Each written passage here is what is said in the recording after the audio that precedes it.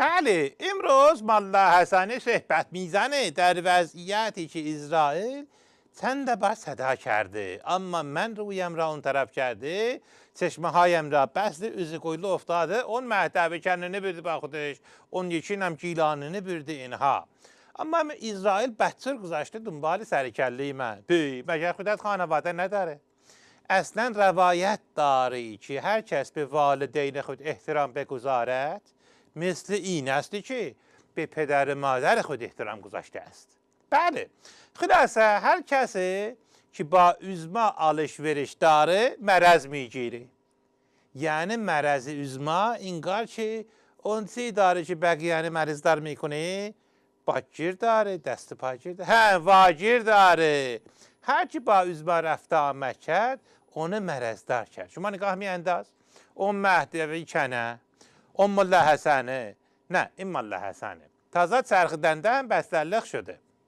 البته öbür اینطوری نیست که ها از نظر فلسفه انسان هایی که بیشتر عمر میکنند دیرتر میمیرند.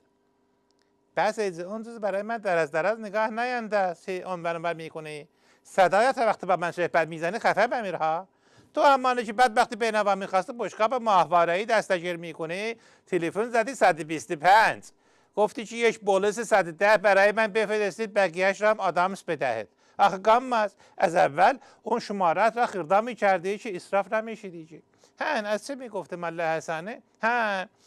متارکه مبارکه مذاکره اون زهلم گتmiş نهف ظرف، اونقدر اون مذاکرانه چشید که آخر در رفته خورده توی صورت üzma.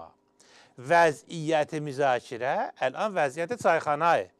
üzma بدبخت بنوا مثل چتری که دائم جوش میزنه. حاضر رفسنجانه مثل گوره که با جوش اون کم کم داغ میشه. عراقچه ظرفم اونها مثل استکان میمونه که نصف از آن چتره میگیری، نصف از آن گوره میگیری.